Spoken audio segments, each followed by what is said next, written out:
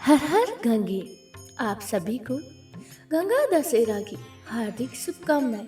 आज के दिन गंगा जल से स्नान करने का बड़ा ही महत्व बताया गया है। तो आइए अब हम शुरू करते हैं गंगा दशहरा व्रत की कथा। एक बार महाराज सगर ने व्यापक यज्ञ किया। उस यज्ञ की रक्षा का भार उनके पुत्र अंशुमान ने संभाला। इंद्र ने सगर के यज्ञ अश्व का अपहरण कर लिया। यह यज्ञ के लिए विघ्न था। परिणाम स्वरूप अंशुमान ने सागर की 60,000 प्रजा लेकर अश्व को खोजना शुरू कर दिया। सारा भूमंडल खोज लिया पर अश्व नहीं मिला। फिर अश्व को पाताल लोक में खोजने के लिए पृथ्वी को खोदना शुरू किया। खुदाई पर उन्होंने देखा कि साक्षात भगवान महेश्वरी कपिल के रूप में तपस्या कर रहे हैं। उन्हीं के पास महाराज सगर का अश्व घास चर रहा है। प्रजा उन्हें देखकर चोर चोर चिल्लाने लगी। महेश्वरी कपिल की समाधि टूट गई। ज्यों ही महेश्वरी ने अपने अगन्य नेत्र खोले, त्यों ही सारी प्रजा भस्म हो गई। इन मृत लोगों के उद्धार के लिए महाराज दिलीप की पुत्र भगीरथी ने कठोर तप किया था और भागीरथ के तप से प्रसन्न होकर ब्रह्मा जी ने उसी वर मांगने को कहा।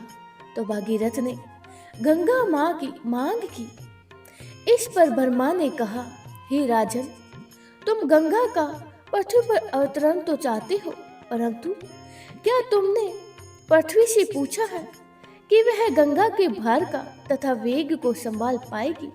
मेरा विचार है कि गंगा के वेग को संभालने की शक्ति केवल भगवान शंकर में ही है। इसीलिए उचित यही होगा कि गंगा का भार एवं वेग संभालने के लिए भगवान शिव का अनुग्रह प्राप्त कर लिया जाए। महाराज भगीरथ ने वैसा ही किया। उनकी कठोर तपस्या से प्रसन्न होकर ब्रह्मा जी ने गंगा की धारा को अपने कमंडल से छोड़ा। तब भगवान शिव ने गंगा की धारा को अपनी जटाओं में समेट लिया और बांध लिया।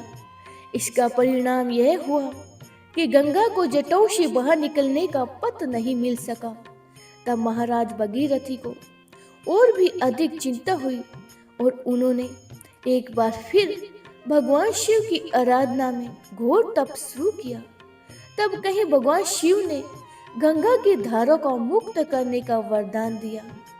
इस प्रकार शिव जी की जटाओं से छूटकर गंगा जी हिमालय की घाटियों में कल कल कल कल निवाद करके मैदान की ओर मुड़ी। इस प्रकार भगीरथी पृथ्वी पर गंगा का वरण करके बड़े भाग्यशाली हुए। उन्होंने जनमानस को अपने पुण्य से उपकृत कर दिया। युगों युगों तक बहने वाली गंगा की धारा महाराज भगीरथी की कष्टमयी साधना की गाथा कहती है। गंगा प्राणी मात्र को जीवन दान ही नहीं देती, मुक्ति भी प्रदान करती है। इसी कारण भारत तथा विदेशों तक में माँ गंगा की महिमा गाई जाती है। बोलिए गंगा मैया की जय हो। हर हर गंगे, हर हर गंगे, हर हर गंगे।